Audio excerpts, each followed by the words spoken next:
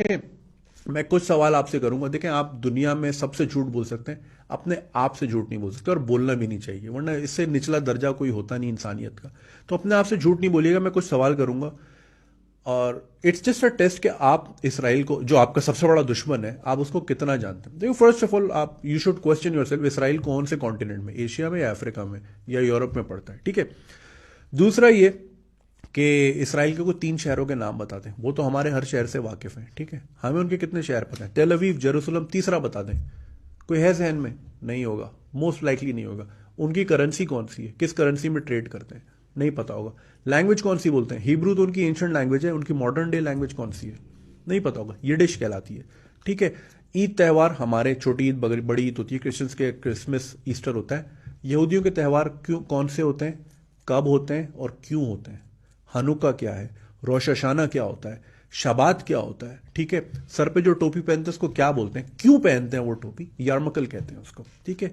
वो उनके रैबाइज की लड़ियां लटकी हुई होती हैं, उसकी क्या वजह है, दीवार पे सर क्यों मार रहे होते हैं, पता ही नहीं हमें कुछ, ठीक है। जब आपको पता ही नहीं आपको दुश्मन कौन है, कभी आपने सोचा ही नहीं, तो आप उससे मुकाबला कैसे करेंगे, ठीक है। तो ये मुझे आज तक समझ आई नहीं कि जी बिल्कुल बात नहीं करनी और देखना भी नहीं और ये नहीं। देखें, there is a reason. Israel में कोई कितने 60-70 लाख यहूदी हैं और कुल मिला के दुनिया में 1.5 पौने 2 करोड़। क्या वजह है कि वो पूरी दुनिया पे काबिज है, पूरी दुनिया उनके हाथ में है। आपका सारा बैंकिंग सिस्टम उनके हाथ में, आपका सारा मीडिया उनके हाथ में, बड़ी कॉरपोरेशन उनके हाथ में। ऐसी क्या रेसिपी है उस छोटी सी कौम में, अल्लाह ने उनको ही क्यों नवाजा है, हमें क्यों नहीं दी। हमें चले तेल दे दिया ना, लेकिन तेल निकालना और गाड़ी में किस तरह डालना है वो तो उन्होंने ही बताया ना। एनीवे, तो क्या वजह है, वो ऐसा क्या कर रहे हैं जो हम नहीं कर रहे। देखें, उसकी कुछ बुनियादी वजूहात हैं, किस तरह वो अपने बच्चों को रेस करते हैं, उनका माहौल किस तरह का है।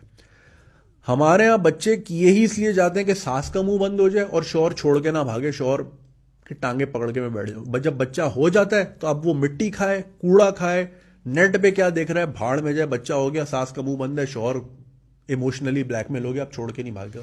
हमारे यहाँ तो बच्चों का मोस्ट लाइकली मकसद यही होता है, ठीक है। उनके यहाँ बच्चा पैदा करने का मकसद ही होता है कि हम जिसको दुनिया में ला रहे हैं, he will grow up to be a leader, he will grow up to be a business leader, $1 billion company बनाएगा वो।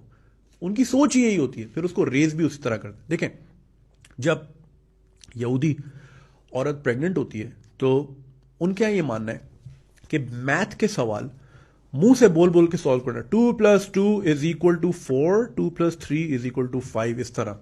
इससे बच्चे की नशोनुमा होती है, उसकी स्किल्स डेवलप होती है। थायरोक्सिन से कोई लेना देना, ये डॉक्टर्स वगैरह आपको बेहतर समझा सकेंगे। देखें, वो जिस तरह कहते हैं ना कि प्रेग्नेंट औरत अगर सिगरेट और शराब ज्यादा पिएगी तो देर आर चांसेस कि जो बच्चा पेट में है, he will grow up to be a criminal. तो जब बुरे माहौल के बुरे असरात बच्चे के पेट के अंदर से ही शुरू हो सकते हैं, तो अच्छे माहौल के अच्छे असरात क्यों नहीं हो सकते।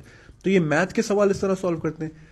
म्यूजिक सुनते हैं, अच्छे माहौल में रहते हैं अपने आप को। जिस घर में प्रेग्नेंट औरत होती है वहां शोर शराबा तो दूर की बात, सिगरेट पीना तक अलाउ नहीं होती, क्योंकि भाई सिगरेट से नेगेटिव इफेक्ट्स पड़ते हैं। तो वो अच्छा माहौल देते हैं, अच्छी ग़िज़ाएं खाते हैं, बादाम पिस्ते और ये ड्राई फ्रूट्स वगैरह, फल वगैरह, ये सब। तो बच्चा फिर निकलता भी फिर उसी तरह का स्मार्ट ज़हीन बच्चा।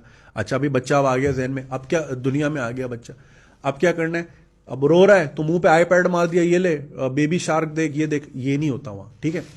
वहां बच्चों को बचपन से आर्चरी, जो तीर अंदाजी है, वो सिखाई जाती है, उस पर बहुत ध्यान दिया जाता है। क्योंकि जब बच्चा तीर अंदाजी में, आपको चाहिए था फोकस और कंसंट्रेशन, तो जब आपकी बचपन से ही प्रैक्टिस फोकस और कंसंट्रेशन की होती है, फिर दुनिया के हर मामले में, हर डिसीजन में आपका फोकस और कंसंट्रेशन इतनी शार्प होगी कि आप गलत डिसीजन ले ही नहीं सकते, ठीक है। ये करते हैं।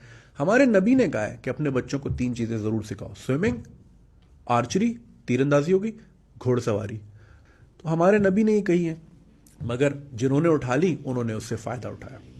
हमने अपने दीन से क्या उठाया, 4 शादियां कर लो, औरत का हिस्सा कम है जायदाद में, खल्ली वल्ली करो उसको, हल्का फुल्का पिटाई कर दो। हमने ये चीजें उठाई, कन्वीनियंट। जिन्होंने अच्छी चीजें उठाई वो कामयाब है, ठीक है। स्मार्ट बच्चे उनके यहाँ पैदा होते हैं। आप देखें, देयर इज अ रीजन, दुनिया की बड़ी बड़ी कंपनी के रिसर्च सेंटर्स इस वक्त इसराइल में मौजूद हैं, जिसमें आपका अमेजॉन हो गया, फेसबुक हो गया, गूगल हो गया, एप्पल हो गया, अली बाबा हो गया, एचपी हो गया। अब आप बोलोगे जी ये तो यहूदियों की कंपनी है तभी वहां है। अब भाई कुछ तो हो रहा है तभी वहां मौजूद है ना। इस वक्त आप मुझे एक यहूदी वेबसाइट पे एक यहूदी फोन से देख रहे हो, कोई तो वजह है ना कि और भी कौमें बसती हैं, लेकिन उनकी प्रोडक्ट क्यों यूज कर रहे हो। कुछ तो होगा ना यार, सोचो इस पे, ठीक है। हर बड़ी कंपनी के वहाँ, क्योंकि बहुत बड़े रिसर्च सेंटर है, बेहतरीन दिमाग वहाँ पैदा होता है। साइबर सिक्योरिटी, आप किसी भी पढ़े लिखे आदमी से पूछे वो आपको यही बताएगा कि अगली जंग होगी ही कंप्यूटर पे। ये मिसाइल जहाज पुराने, ये छोटे मुल्क लड़ते हैं इन चीज़ों से, असल जंग होगी ही कंप्यूटर पे। साइबर वॉरफेयर, दुनिया की सबसे नंबर 1 साइबर सिक्योरिटी जो है वो इसराइल के पास है। क्या वजह है उसके बाद?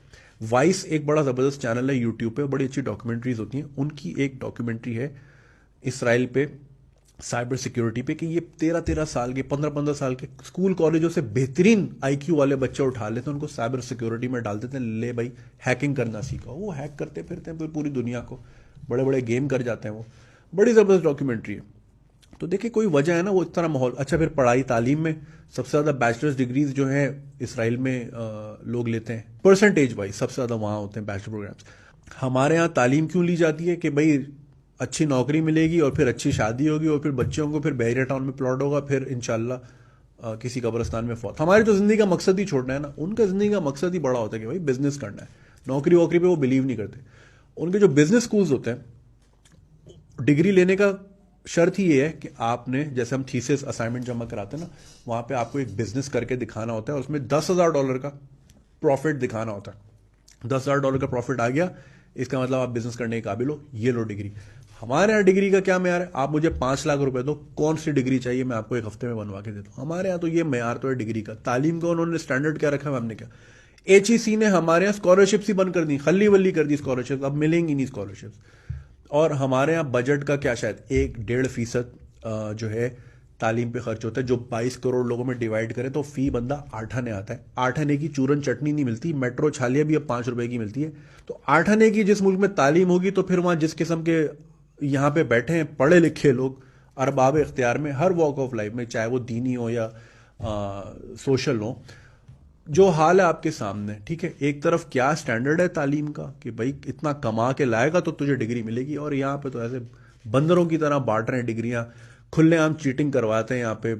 सिंध का तो खैर बहुत ही बुरा हाल है, आपने देखी होंगी स्पाइडरमैन की तरह खिड़कियों पे चढ़े हुए चीटिंग करा रहे होते। वो कहते हैं ना कि वो दौर गए बम मार के कौमें तबाह करना, अब है कि आपने किसी कौम को तबाह करना है, आप उसकी तालीम तबाह कर दो। जब आप उसकी तालीम तबाह करते हो ना, तो उसमें से डॉक्टर निकलते हैं, जिस तरह के जो भी वाकया हुआ है नशवा का, ठीक है, इस तरह के डॉक्टर निकलते हैं। जाली इंजीनियर निकलते हैं जो पुल गिरा देते हैं। आपने देखा हमारे अक्सर पुल गिरते रहते हैं, ठीक है, बिल्डिंगें गिरती रहती हैं। अभी वो जाफर तैयार साइड में इतनी बड़ी बड़ी खड़ी खड़ी बिल्डिंग गिर गई, पूरी लोग मर गए। हमारे तो लोग ऐसे ही मर जाते हैं ना, कोई मसला ही नहीं है। तो जाली डॉक्टर निकलेंगे, जाली इंजीनियर निकलेंगे, जाली वकील निकलेंगे, फिर आपका केस इंसाफ ही नहीं मिलेगा आपको। कौम तबाह है, बिल्कुल तबाह है, ठीक है। तो कहने का मकसद ये है कि भाई इन लोगों से सीखें। मैं ये नहीं कह रहा कि यहूदियों को उठा के गोद में बिठा लें। अच्छा, इनके फिरके कौन से होते हैं ये भी तो बताएं। आशकेनाजी क्या होते हैं? ज़ायनिस्ट तो हमें सबने पता है, आशकेनाजी जूस कौन से होते हैं हमें पता ही नहीं है। जब हमें पता ही नहीं दुश्मन का, तो हम उससे लड़ेंगे क्या? तो अपने आप को एजुकेट करें। ये कह के कबूतर की तरह आंखें बंद कर लेना कि बिल्ली नहीं खाएगी, बिल्ली आप पे फिर भी पंजा मारेगी, ठीक है। तो हमें अपनी आंखें खोलनी है, आसपास देखना है और ये सोचें